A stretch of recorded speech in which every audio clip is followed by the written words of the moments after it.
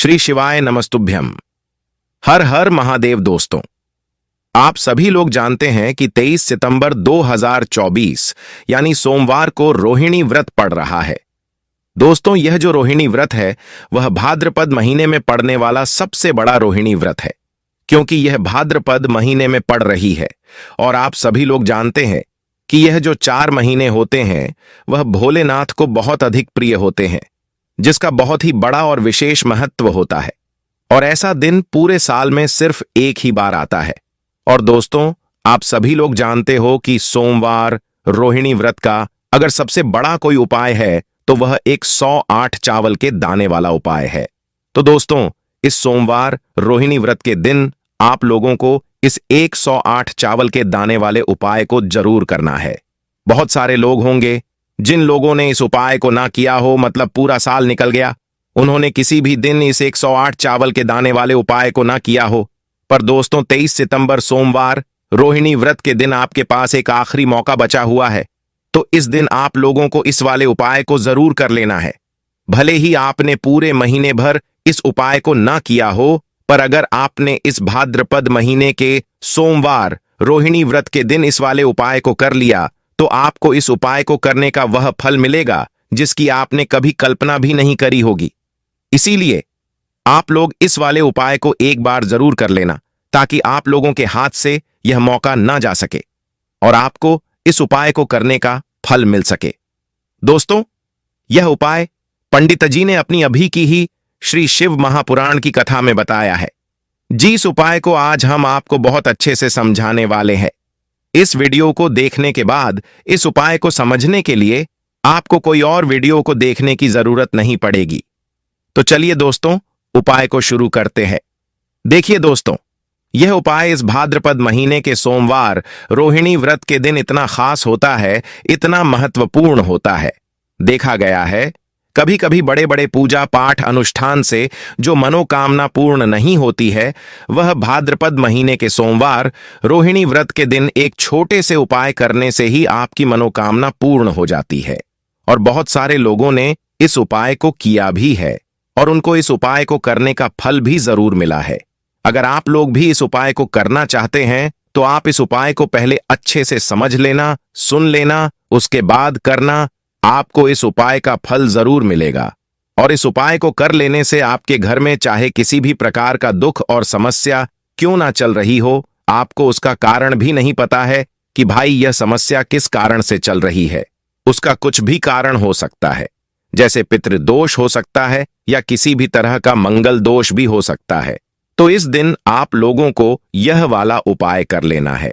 यह एक ऐसा उपाय है जिस उपाय को अगर किसी विशेष दिन पर किया जाए तो उस विशेष दिन का फल तो हमें मिलता ही मिलता है, पर हमने उस दिन पर इस उपाय को किया है तो हमें उससे भी बड़ा फल मिलता है। और फल बहुत जल्दी मिलता है, क्योंकि आप इस उपाय को बहुत ही बड़े और विशेष दिन पर कर रहे हो। तो चलिए अब उपाय के बारे में बात करते हैं। लेकिन उससे पहले आप लोगों को यह जानना आवश्यक है कि आखिर यह उपाय किस समय करना है, किसको करना है और कैसे करना है। तो चलिए हम आगे आपको वीडियो में एक एक करके बता देते हैं। लेकिन उससे पहले अगर आप लोग हमारे चैनल पर पहली बार आए हैं या फिर मेरी आवाज पहली बार सुन रहे हैं तो हमारे चैनल को सब्सक्राइब जरूर कर लेना और इस वीडियो को लाइक करके कमेंट बॉक्स में श्री शिवाय नमस्तुभ्यम ओम नमः शिवाय जरूर टाइप कर देना। तो दोस्तों, इस 108 चावल के दाने वाले उपाय को हमें इस सोमवार के दिन कैसे करना है, किसको करना है, किस समय करना है और कहां पर करना है, ये सारे सवालों के जवाब आपको इस वीडियो में मिल जाएंगे।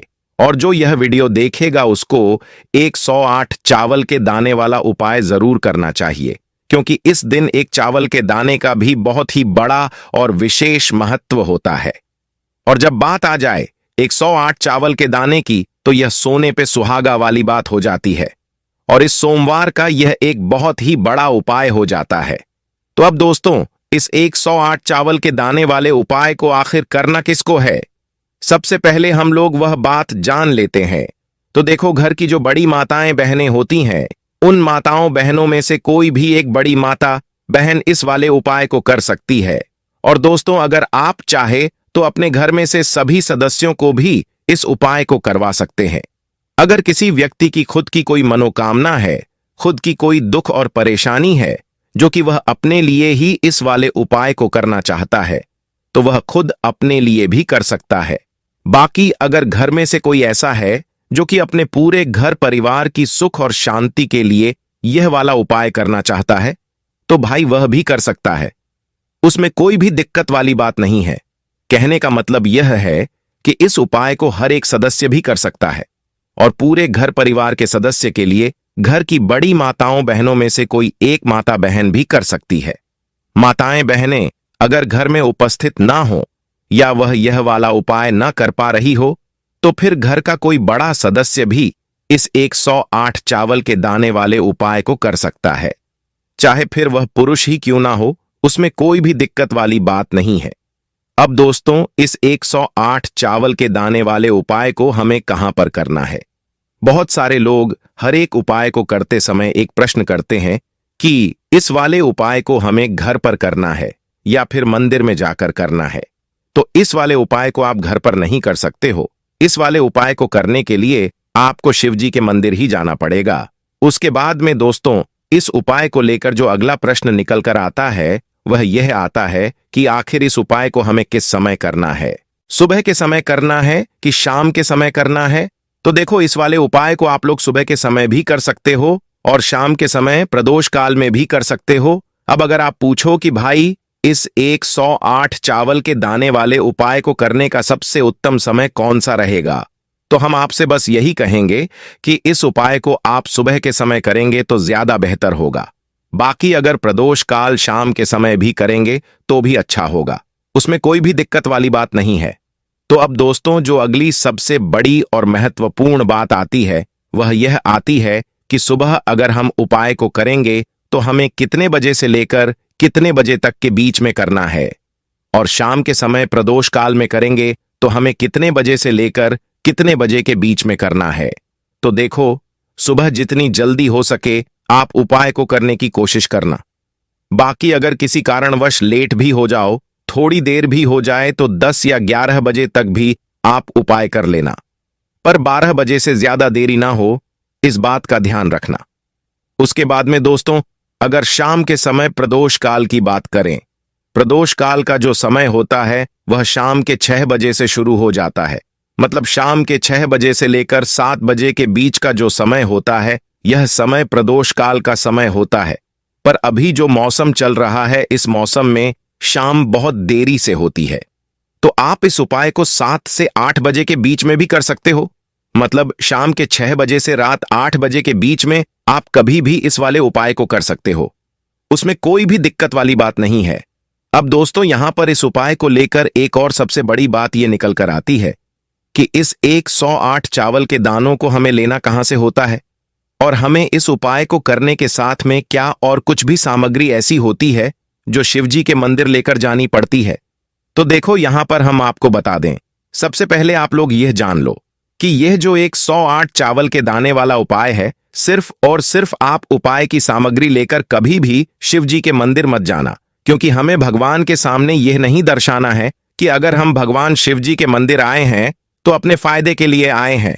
तो इसलिए जो भी पूजन सामग्री है, उपाय सामग्री है, 108 चावल के दाने, इसके साथ में आपको पूजन सामग्री भी जरूर लेकर जाना है। देखो, अगर सुबह के समय उपाय कर रहे हो तो सीधी सी बात है, एक लोटा जल तो आप लेकर जाओगे ही जाओगे। वहीं एक लोटा जल अगर मिट्टी का जल हो तो बहुत अच्छा रहेगा। मिट्टी का जल कैसे बनाया जाता है? शिवजी पर मिट्टी का जल चढ़ाने का और इस उपाय को करने का आपके पास इस दिन एक आखिरी मौका रहेगा, तो इसलिए इस दिन हो सके तो मिट्टी का जल चढ़ाना। इसलिए अपने साथ में कम से कम 1 लोटा जल तो आपको लेकर जाना ही जाना है। अगर मिट्टी का जल नहीं है तो घर का जल भी आप इस्तेमाल कर सकते हो। इसके अलावा जो भी पूजन सामग्री है, देखो, यह आपके 108 चावल के दाने अलग रहेंगे और जो आपकी पूजन सामग्री रहेगी वह अलग रहेगी। पूजन सामग्री में आप जो भी चीज लेकर जाना चाहे वह लेकर जा सकते हैं। बेलपत्र भी लेकर जा सकते हैं, उसमें कोई भी दिक्कत वाली बात नहीं है। वहीं अगर हम शाम के समय की बात करें तो शाम के समय शिवजी पर जल नहीं चढ़ता है, इसीलिए शाम के समय आप लोग एक दीपक तैयार कर लें, जो कि गोल बाती का, आटे का, शुद्ध देसी गाय का घी का होगा। इस बात का आप लोगों को ध्यान रखना है। और इस दीपक को आपको घर से जलाकर नहीं लेकर जाना है, भगवान शिव जी के मंदिर में जाकर ही जलाना है। इस बात का भी आप लोगों को ध्यान रखना है। अब दोस्तों, यहां पर हमें इस बात को समझना है कि यह 108 चावल के दाने हमें कहां से लेने हैं। क्या हमें दुकान से लेकर आने हैं, या हमें अपने घर से लाने हैं, या कहां से लेकर आने हैं, और कौन से चावल लेने हैं, क्योंकि चावल भी बहुत प्रकार के होते हैं। तो देखो, इन सभी सवालों के जवाब आप लोग एक बात में सुन लो कि भाई, ये जो उपाय है, इस उपाय में आपको ये नहीं देखना है कि कौन से चावल है, कौन से चावल नहीं है। बस जो भी चावल ले रहे हो, वह चावल का दाना साबुत होना चाहिए, टूटा हुआ नहीं होना चाहिए, कटा पीटा नहीं होना चाहिए। यह बात का आपको ध्यान रखनी है। बाकी आपका चावल बासमती हो या सादा चावल हो या कोई सा भी चावल हो, उसमें कोई भी दिक्कत वाली बात नहीं है। तो सीधी सी बात है कि आपके घर के रसोई घर में जहां पर आप भोजन बनाते हो, वहां पर जो भी चावल आपके उपस्थित हो, उन चावलों में से अपनी एक कटोरी भर लेना या एक मुट्ठी चावल अलग से निकाल कर रख लेना, क्योंकि हम 108 चावल ही यहां पर इस उपाय में लेने वाले हैं। तो हमें ये चावल के दाने गिनकर निकालने पड़ेंगे। इस बात का आप लोगों को ध्यान रखना है। तो अपने उस चावल की कटोरी में से या चावल में से 108 ऐसे चावल के दाने आप लोग निकाल लो जो कि टूटे हुए ना हो, कटे पीटे ना हो, जिनमें कोई दाग ना लगा हुआ हो। अच्छे साबुत 108 चावल के दाने आप लोग निकाल कर रख लो और इन्हें किसी भी एक कागज की पुड़िया में या किसी एक छोटी सी कटोरी में आप लोग रख लो, ताकि यह सुरक्षित रहे। आपके एक भी चावल का दाना इधर उधर ना हो और आपका उपाय भी पूरा अच्छे से हो जाए। तो भाई, जैसे ही आपके उपाय की जो सामग्री है, 108 चावल के दाने तैयार हो जाते हैं, उसके बाद में आपको जो भी अपनी पूजन सामग्री है, सुबह के समय कर रहे हो तो एक लोटा जल या पूजन सामग्री जो लेकर जाना चाहो उसकी भी तैयारी कर लेना, और शाम के समय जा रहे हो तो अपना जो दीपक है उसे तैयार कर लेना। और उपाय को करते समय शुद्धता का विशेष रूप से ध्यान रखना। सुबह स्नान करने के बाद ही आप लोग उपाय को करने की तैयारी करना। उसके बाद अगर शाम के समय की बात करें तो शाम के समय आपको स्नान करने की जरूरत नहीं है, पर शुद्धता का ध्यान रखना है। शाम के समय प्रदोष काल में आप हाथ मुंह धोकर भी इस वाले उपाय को कर सकते हैं, इसमें कोई दिक्कत वाली बात नहीं है। तो आप अपने उपाय की पूरी सामग्री तैयार करके अपने घर के पास में जहां पर शिव जी का मंदिर हो वहां पर पहुंच जाए। सबसे पहले शिव मंदिर में जाकर आप लोगों को उपाय नहीं करना है, पहले भगवान के दर्शन करने हैं, भगवान से आशीर्वाद प्राप्त करने हैं, फिर शिव जी के शिवलिंग के पास में आना है। शिवलिंग के पास में आने के बाद आप जो पूजन सामग्री लेकर आए हुए हैं, जैसे कि सुबह गए हुए होंगे तो एक लोटा जल और जो भी पूजन सामग्री लेकर आए हैं, आप उससे भगवान शिव जी की पूजा कीजिए। सबसे पहले तो एक लोटा जल ही चढ़ेगा, फिर आपको एक बेलपत्र श्री शिवाय नमस्तुभ्यं का जाप करते हुए शिवलिंग पर चढ़ा देना है। उसके बाद में आपकी पूजन सामग्री चढ़ेगी। उसके बाद अगर आप शाम के समय इस उपाय को कर रहे हो तो अपने साथ में कम से कम एक दीपक जो गोल बाती का है, जो आप अपने साथ में लेकर गए हो, उस दीपक को मंदिर में जाकर अपनी माचिस से जलाना है और उस दीपक को शिवलिंग के पास में रखना है। इस दीपक को रखने के बाद ही आप लोगों को अपना यह वाला उपाय शुरू करना है और दीपक को ज्यादा पास में मत रखना। वैसे भी गर्मी पड़ रही है, भगवान शिव जी को आंच नहीं लगनी चाहिए। तो भाई, जैसे ही आपकी पूजा अर्चना हो जाती है, आप भगवान शिव जी को प्रसन्न कर लेते हैं। उसके बाद में शिवलिंग के पास ही में आप कहीं पर बैठ जाइए, सामने या आसपास जिस जगह पर आपको बैठना हो वहां पर बैठ जाइए और अपने वह 108 चावल के दाने अपने सामने निकाल कर रख लीजिए, क्योंकि अब यहां पर आपको उपाय को करने की तैयारी करनी है। और इस तरीके से जब आप उपाय करेंगे, पूजा अर्चना करने के बाद, तो आपको उपाय का फल बहुत जल्दी और बहुत बड़ा मिलेगा। तो अपने 108 चावल के दाने आप सामने निकाल कर रख लेना, और यह जो उपाय है यह आपकी सीधे हाथ की हथेली से होगा, इसलिए इस बात का भी विशेष रूप से ध्यान रखना है। तो सीधे हाथ की हथेली का प्रयोग करके ही आप लोग इस वाले उपाय को करना। आपके सामने जो भी कागज की पुड़िया है उसको खोल कर रख लो, या कटोरी है तो उसे अपने सामने रख लो और अपने वह 108 चावल के दाने निकाल लो। उसके बाद में दोस्तों, अब शिवलिंग आपके सामने होगी तो आपको वह 108 चावल के दाने एक एक करके आपको शिवजी के शिवलिंग के ऊपर चढ़ाना है। आपको चावल के दाने अपनी हथेली से शिवलिंग के ऊपर चढ़ाने हैं, भले ही फिर वह अपने आप जलाधारी पर गिर जाए या वहीं पर गिर जाए, उसमें कोई दिक्कत वाली बात नहीं है। पर आप शिवलिंग के ऊपर ही चढ़ाओ। तो आपको क्या करना है, आपको अपना पहला चावल का दाना उठाना है, श्री शिवाय नमस्तुभ्यम बोलना है और शिवलिंग पर चढ़ा देना है। इसी तरीके से दूसरा चावल का दाना उठाना है, श्री शिवाय नमस्तुभ्यम बोलना है और शिवलिंग पर चढ़ा देना है। और फिर तीसरा चावल का दाना उठाना है, श्री शिवाय नमस्तुभ्यम बोलना है और शिवलिंग पर चढ़ा देना है। इसी प्रकार से आपको पूरे 108 चावल के दाने एक एक करके शिवजी के शिवलिंग के ऊपर चढ़ाने हैं। और हर एक चावल के दाने को चढ़ाते समय श्री शिवाय नमस्तुभ्यम जरूर बोलना है। उसके बाद में ही यह चावल का दाना आपको शिवलिंग के ऊपर चढ़ाना है। जैसे ही आपके 108 चावल के दाने शिवलिंग के ऊपर चढ़ जाते हैं, उसके बाद में आपको भगवान से अपनी मनोकामना बोलनी है। मनोकामना भी कब बोलनी है, जब आपका 108वां चावल का दाना आपके सीधे हाथ की हथेली में हो और आप उसे चढ़ाने के लिए जा रहे हो, तभी आपको श्री शिवाय नमस्तुभ्यम बोलकर उस आखिरी चावल के दाने को शिवलिंग के ऊपर चढ़ा देना है।